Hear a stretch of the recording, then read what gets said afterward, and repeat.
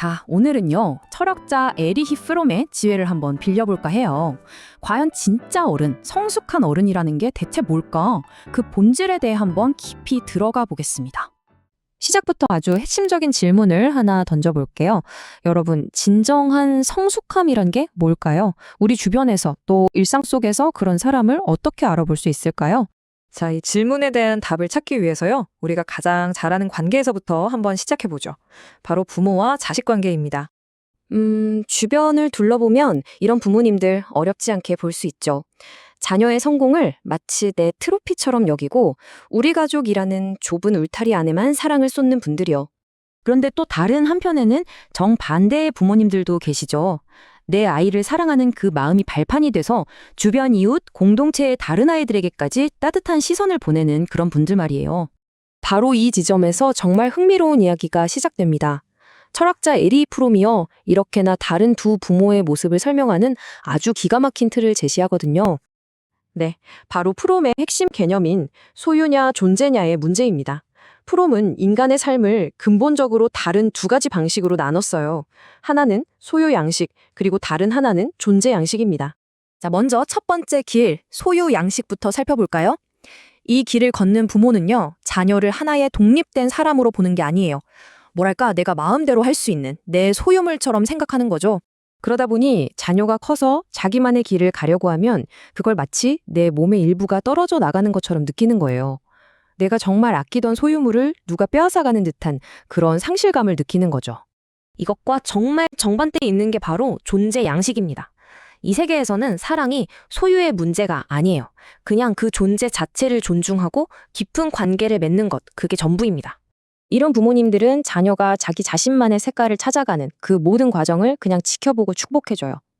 그리고 그 아이를 향한 사랑이 거기서 그치는 게 아니라 더 넓은 세상을 이해하고 품는 다리가 되어주죠. 자, 그럼 이 두 가지 방식이 단순히 부모-자식 관계에서 끝나는 게 아니라 어떻게 건강한 사회를 만드는 기초가 되는지 한번 살펴볼까요? 프롬은 건강한 사랑이 3단계로 쭉 뻗어나간다고 봤어요. 첫 단계는 건강한 나를 세우는 거고요. 다음 단계는 타인인 너를 독립된 존재로 온전히 인정하는 겁니다. 그리고 마지막으로 공동체인 우리로까지 그 책임감을 넓혀가는 거죠. 앞서 말한 소유 양식의 부모는 바로 이 첫 번째 단계, 나라는 감옥에 갇혀버리고 마는 거예요.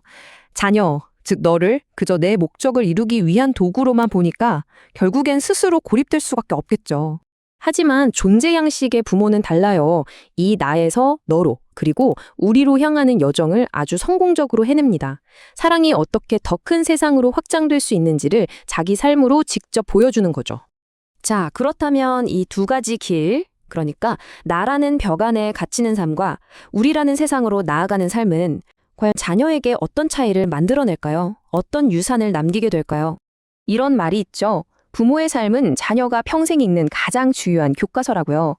맞아요. 아이들은 인간 존엄성 같은 어려운 말을 책으로 배우는 게 아니잖아요. 부모가 매일매일 어떻게 살아가는지, 다른 사람을 어떻게 대하는지를 그냥 보고 느끼면서 온몸으로 배우는 겁니다. 생각해보세요. 식당 직원분께 건네는 고맙습니다 한마디. 이웃에게 먼저 웃으며 건네는 인사. 이런 작은 행동들이 사실은 그 어떤 두꺼운 도덕책보다 훨씬 더 강력한 가르침이 되는 거죠. 결국 이 모든 선택은 하나의 강력한 비유로 귀결됩니다. 바로 벽이 될 것인가 아니면 창이 될 것인가 하는 문제죠. 네, 소유 양식의 부모는 아이의 앞을 가로막는 답답한 벽이 되어버려요. 반면에 존재 양식의 부모는 아이가 더 넓은 세상을 마음껏 내다볼 수 있게 해주는 투명하고 맑은 창문이 되어주는 겁니다. 자, 바로 이 지점에서 우리는 한번 생각해 봐야 합니다. 우리가 흔히 고귀하다고 말하는 가족을 위한 헌신. 만약 그 헌신이 우리 가족이라는 울타리 안에만 철저하게 갇혀 있다면 과연 그걸 진정한 사랑, 진정한 이타심이라고 부를 수 있을까요? 진정한 헌신, 어쩌면 가장 위대한 헌신은요, 내 아이를 향한 그 뜨거운 사랑이 흘러넘쳐서 세상의 모든 아이들을 향한 따뜻한 시선으로 이어질 때, 그때 비로소 완성되는 게 아닐까요?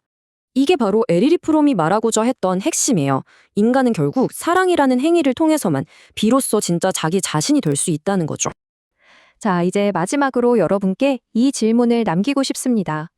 소유라는 좁은 감옥에서 벗어나 존재라는 풍요로운 세상으로 나아가는 것. 여러분은 지금 자녀에게 어떤 세상을 보여주는 어떤 종류의 창이 되어주고 계신가요?